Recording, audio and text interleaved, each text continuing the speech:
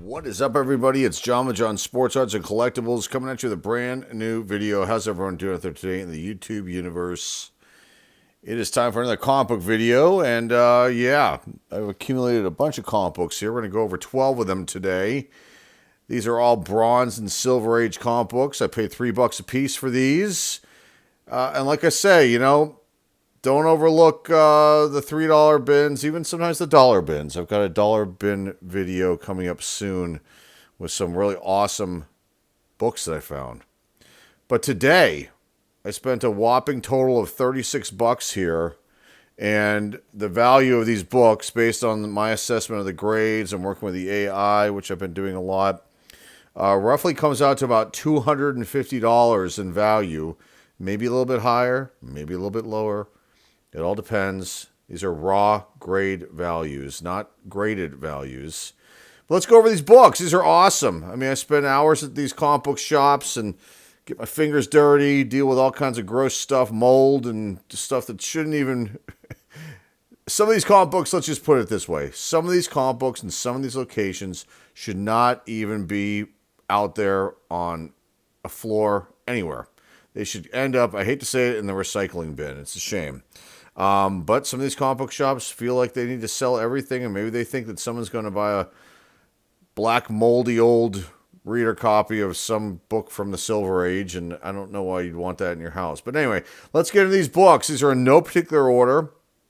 We're going to put up 3 at a time like I like to do. We're going to talk about the year, the issue, the raw value, the raw estimated grade, and if it's key or not, and then who did the cover art, anything interesting about the books. The first one we got over here on our left-hand side is Superman, issue number 305 from 1976. My raw estimated grade around 9.0, 9.2-ish range. Roughly 22 to $28 in value. Yes, believe it or not. And again, this is, you know, my research. You guys can go do your own research when you buy your books and figure it out for yourself. But this is these are where the numbers came in. So minor key. Cover artists were Ernie Chan and Bob Oaksner. And then in this issue, you got the Toyman's Deadly Christmas. It's marked by the dramatic death of Jack Nimble version of Toyman. And the return of Winslow Schott. Bizarro also appears in that issue. In the middle, I love Atlas Comics, and I already have this one, but I wanted to grab it up because it's in pretty good shape.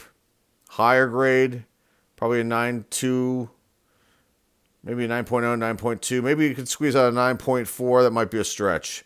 $15 to $22 in raw estimated value based on that raw grade. Some minor keys. Steve Ditko did the cover art on this one. Steve Ditko, yeah, Pennsylvania's own. And you know, huge name in the comic book world. And written by Jerry Conway and the legendary art by Steve Ditko. Obviously, it's the second standard appearance of Tiger Man, who is also known as Dr. Lancaster Hill, and features his battle against the villain Blue Leopard. Where's Blue Leopard? Right there.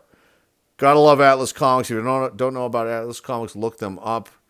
And we'll see if anything comes out in the near future as far as a documentary or something on that comic book line that tried to compete with Marvel. Okay, next up on your right here, this is a replacement copy. I don't know if I already replaced this or not. I may have. As a kid, I had this issue. This is Ragman issue number 2 from 1976. This was from 1975, by the way, if I didn't mention it. The Tiger Man. Ragman issue number 2 from 1976. I have this book. I have now maybe the 2 or 3 copies. The original, which I cut out pictures on the inside cover. As a kid, 7-year-old, not thinking straight. You know, something was inside this cover. I didn't look to see what it was. It went straight in the bag and board when I got home. And it's a wonderful copy. Brings back a lot of childhood memories. I love Ragman. It was a very short-lived series. They rebooted it later on. But this is issue number 2. The raw grade, 8.5 to 9.0 roughly. 28 to $38 seems a little high, but, you know, hey, that's what the AI did on scouring the internet.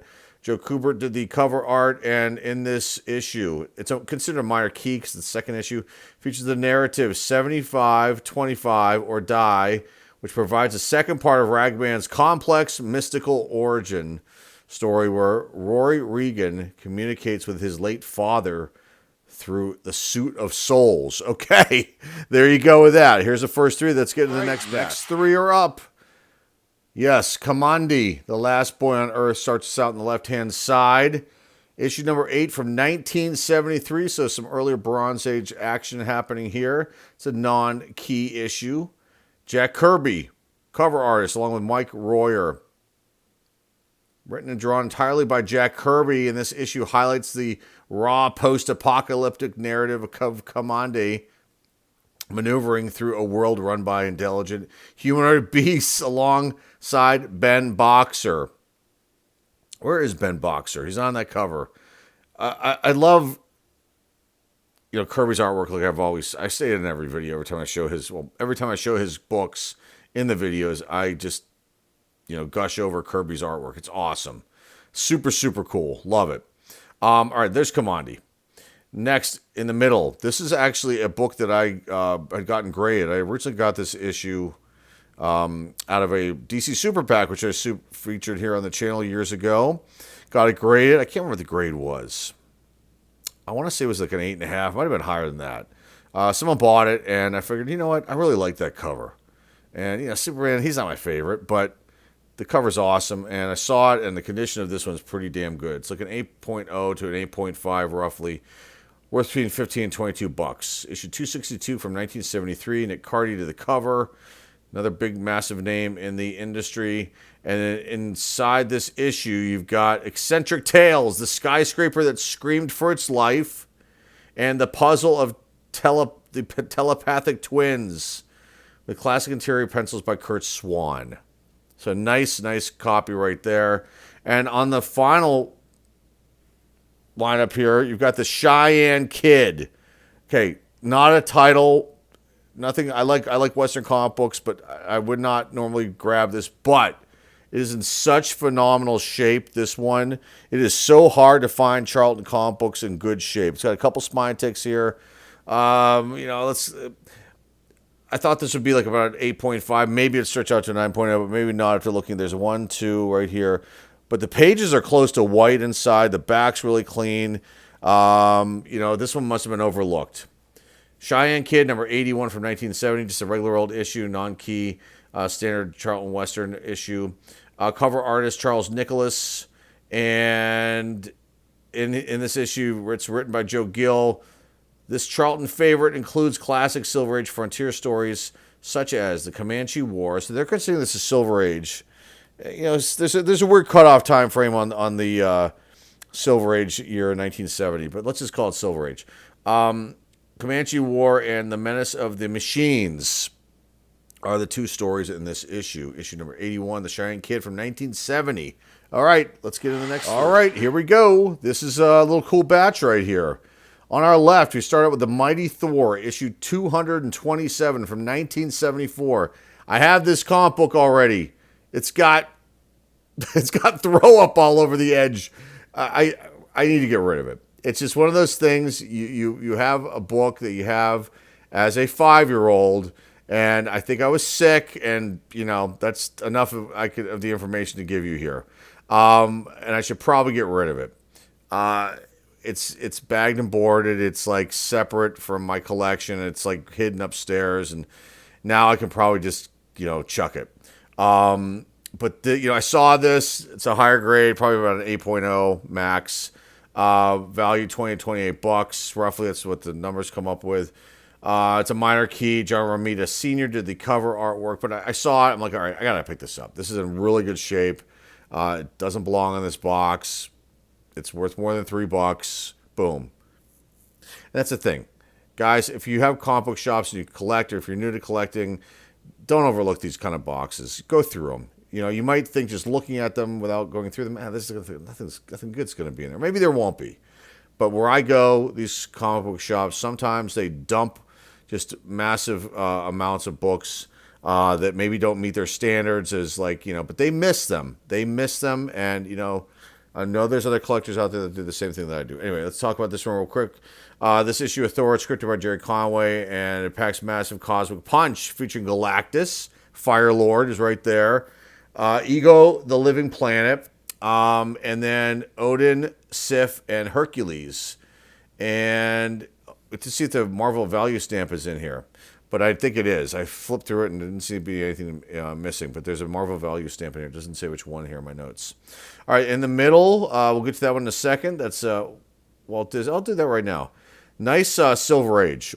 It is super hard to find Gold Key and basic Gold Key comic books from this era in good shape in these kind of bins because they're usually beat to all hell because kids read them. But this one, I think, slipped by. I thought the raw grade on this would be around a 6.0. There's a little bit of a markdown here. The spine needs to be clean, but in general, it's in pretty damn good shape. It's the Phantom Blot. Walt Disney's The Phantom Blot, like an oddball, scarce Gold Key title, issue number 6 from 1966. Roughly 18 to $25 in value. Go look it up. They're all over the map, but a lot of the ones I saw on eBay are beat to hell. Paul Murray did the cover art on this one, and Gold Key published this one. And this issue details the rare solo villain book format featuring Mickey Mouse, Goofy, Donald Duck, and Uncle Scrooge tackling the elusive villain in The Secret Sea Raider. And there's one of the Beagle Boys right here on the cover too. So the Phantom Blot, very, very cool stuff right there. Just happened to see it. It looks so cool. There actually might have been two of them. This one was in really good shape. This last one at the end here, Captain Savage and his Leatherneck Raiders. I do not have this issue. I don't believe. Issue number 3. And this is considered a minor key too. This one is as well, because this one's scarce. All right. Non-key. Where's my information here on this one? I passed it up. Here we go. This one's considered a minor key too. All 3 of them. All right. Captain Savage and his Leatherneck Raiders, issue number 3 from 1968. It's probably about a 6.0 max is what I could squeeze out of this one if I was to get a grade, which I'm not going to, but that's what it comes out, the raw grade. $6 to $10. Dick Ayers and Sid Shores did the cover artwork. And it's, foundational title here, obviously. 2 Against Hydra, where Captain Simon Savage and his specialized squad infiltrate an early underground Hydra base alongside a classic appearance by Baron von Strucker, who is back there with that eye patch, and he's like the main villain. And this was a short run series. I think it was only 19 issues. But, super, super cool stuff, tie-in with Sergeant Fury and everything else. So there you go with that. Those 3. Let's get into the next 3 of the videos. Some Silver Age DC Comics action here. You've got, starting on your left-hand side, Black Hawk issue 222 from 1966. It's not a key. It's just a regular old standard issue of the Black Hawk run. The Black Hawk was a very, very popular title back in the day. And they tried to reboot it, and, I don't think it went so well. This one I thought would be about a 3.5, roughly worth between $8 to $14. Dick Dillon and Chuck, so we can pronounce his name, Cuidera, Cuidera. If I mispronounce it, I apologize. Contains the heavy action Silver Age war exploits of the main Earth 1 Black Hawk Squadron squaring off against remnants of the Nazi Party across stories like The Man from E = MC squared. Very awesome cover. Really nice colors. It's super cool. I just, I had to grab it. There were other Black Hawk issues at this one location too, and I probably should have grabbed those too. Maybe I'll go back like I always do. Okay, next up we've got we'll do this one last. House of Mystery, issue 168. It's considered minor key from 1967 here. Raw grade, roughly about 3.0, maybe 3.5. But the spine, the spine did it in. But I think the pages are like off-white. The back's pretty good. It's in pretty good shape. There's some other marks here on the cover. This drove it down. $10 to $15 in value. Jim Mooney did the cover art. It's a split feature issue containing a standard Martian Manhunter backup tale alongside Robbie Reed's main Dial H for Hero. Did I say murder? Dial H for Hero storyline, introducing his transformation into the superhero Moon Man. So House of Mystery issue 168 from 1967, and that must be him right there, Moon Man. There he is, and that's the villain right there. Okay. Last but not least is in the middle here. Brave and the Bold, issue number 65. The spine has got major issues, but I think this could probably squeeze out about a 2.5 max because the rest of the book is really nice. There are some issues down here. Maybe I'm being too nice with the raw grades, but who cares? This is my video. This is the way we do it here, and these are fun and it gives you kind of an idea about how things are. 12 to 18 bucks in value, roughly, considered a minor key. Now, Bruno Premiani is the cover artist. That's a name I don't think I've even said before. That might be a new one. So this issue is a monumental team-up issue spotlighting the Golden Age Flash. Where is he? Is he on this cover? That is him right there. He's got the more extended bolt-type ear things going on there. His name is Jay Garrick, and he joins forces with Silver Age, the Doom Patrol. And they go against the gauntlet of villains. The Brain, Monsieur, or is it Monsieur Mala, General Immortus, and Madame Rouge. So there you go, the Doom Patrol. And I can't remember this guy's name, but the Doom Patrol show, which is what a Max, I think it's over, isn't it? But you've got all the characters in here from Doom Patrol. These two, I don't know who she is. I don't know the Doom Patrol's their character names. I watch a few episodes of it. It's a slow series. But there you go, guys. That's the comic book video for this time around. Very cool stuff. I think it did pretty damn good, and it does take a lot of time. And all these books go in the collection. I was gonna, I had this cleaning, pressing project. I decided, I don't want to grade anything. I was looking through the old graded comic books that I still have that I was never able to sell, or ones I decided to keep from my collection still. And I started thinking, boy, I got kind of railroaded on some of these grades after looking closely at the books, and they were kind of harsh. And I started thinking to myself, you know what? I don't think I want to send anything in the CGC. First of all, it's so expensive. And then, there's all these issues that have been going on for years. I've talked about it before. And I'm like, you know what? I'll just keep them. I'll just keep them in the collection. If I decide to sell some of this stuff, I'll be able to grade them out myself and, have good descriptions and price them properly. And we'll see what happens with that down the road. Otherwise, it's hard to part with anything when you pick them up. Like, these are all so damn cool. And, these are probably things I could find again, maybe in even a better graded condition. But you come across these kind of things and you're just like, wow, you kind of get overwhelmed, and then the nostalgia kicks in and you're like, oh, this is like, these are antiques, man. These are so cool. The last thing I want to say, and I've said it before, these comic book shops that have these kind of long boxes with these kind of comic books in them, they don't take care of them. They really, really should. They don't want to invest the money in the simple bag and board because they feel like at the end of the day it's not cost effective for them. What ends up happening is that everybody rifles through these boxes, and I know if you're out there in the comic book community, you will probably agree with me that when this kind of thing happens, it destroys the comic books because people, go through them fast. I find myself doing that now, but I try to be as gentle as I possibly can with these books because they are delicate.